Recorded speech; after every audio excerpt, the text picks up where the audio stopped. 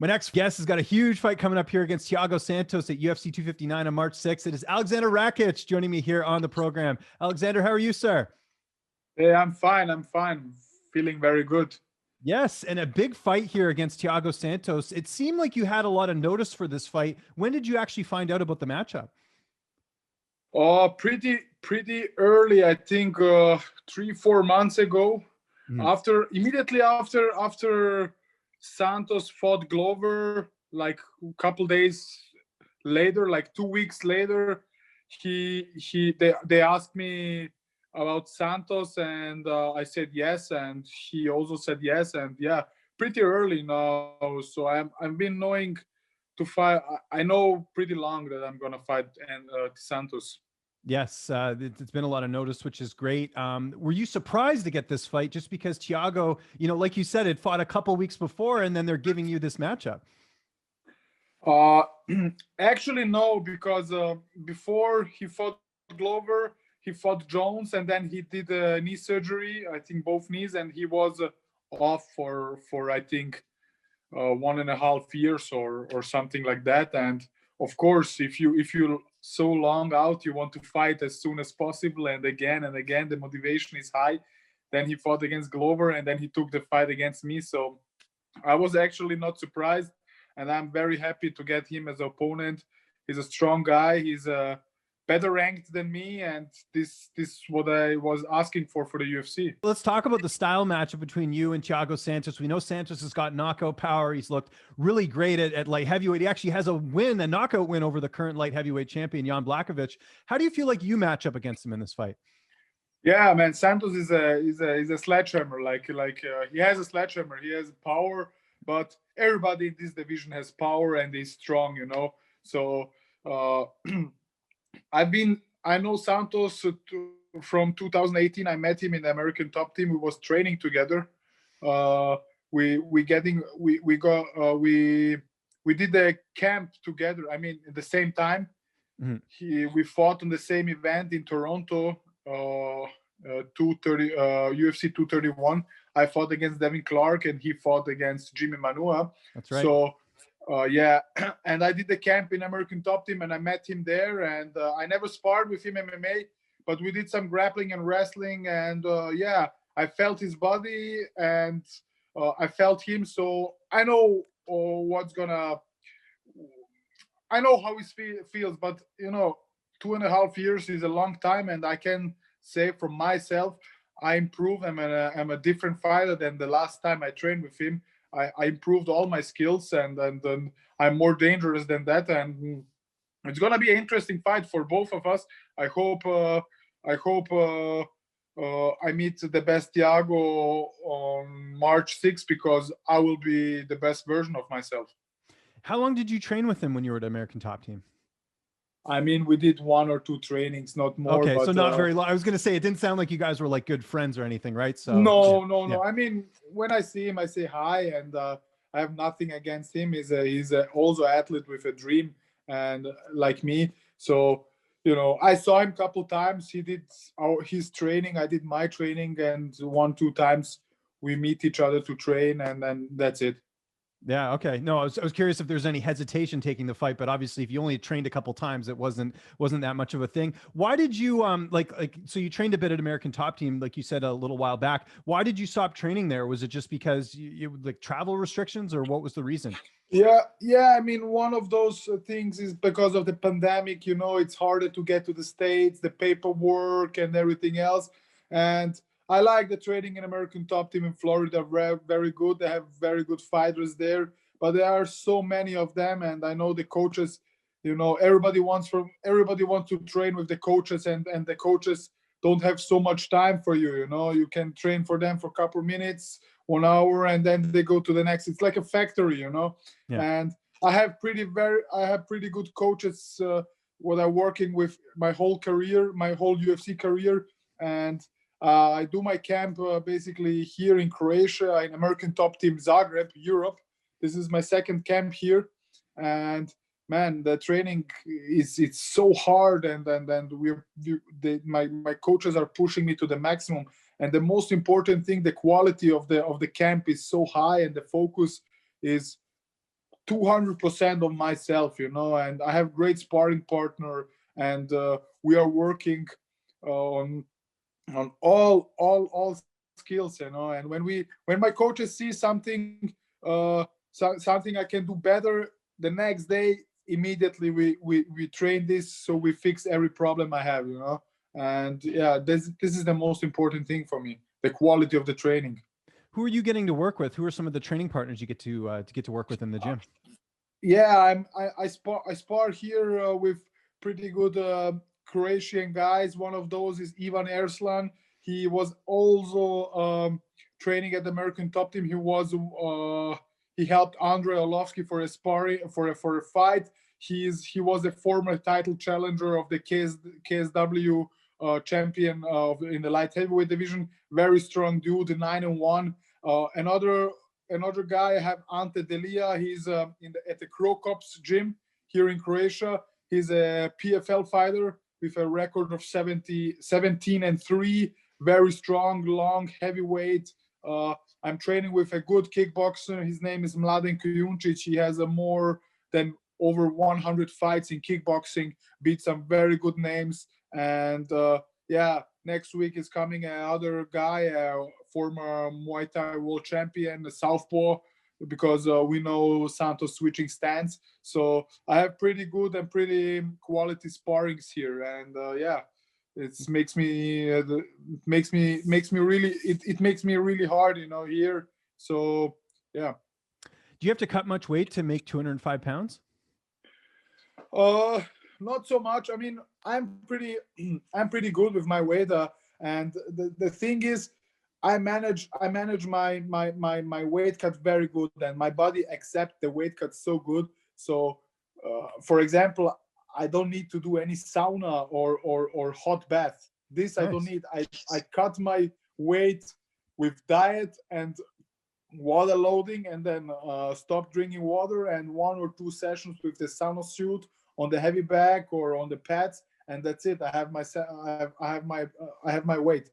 So my body accepts this weight cut very good. And I just got to throw it out there because you said it's an easier cut. You don't think you'd ever fight at middleweight, right? That would be too much of a cut. No, a middleweight I never can do. If I cut my both legs, I was gonna say, maybe. yeah, it seems like it would be too much. But okay. The option is, you know, to go later in the heavyweight division, because right, a lot of light heavyweights are telling me that. Yeah, I think maybe in the future that would be interesting. Yes, because I'm tall. I'm 6'5", and I'm you know, in my off season I put some weight on. I mean, I've been training all the time, but you know, after the fight you want to eat more and this and that, and sometimes I'm like 240, 245, you know. And but I'm really strict with my diet. After 2 weeks after my fight, then the diet starts again. And yeah, but I'm everything's, you know, my body is a perfect size for a heavyweight in the future. But before I don't achieve my goals in the light heavyweight division, I'm not gonna move anywhere. Yeah, no, it makes sense. There's plenty of work to do at 205 pounds. So I agree with you there. Who's going to be in the cage with you that night as far as your corner? Yeah, I'm going having my wrestling coach Babak, Nejad Babak. You know, he getting pretty. I trained with him for my last camp against Anthony Smith, former NCAA wrestler from the States.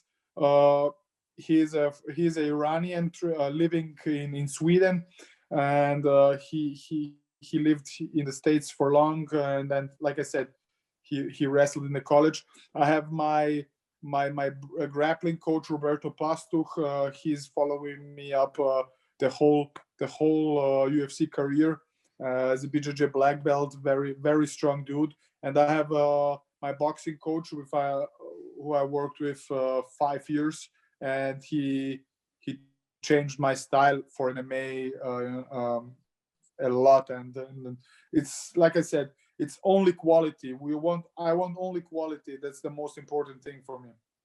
How do you see this fight playing out on March 6th?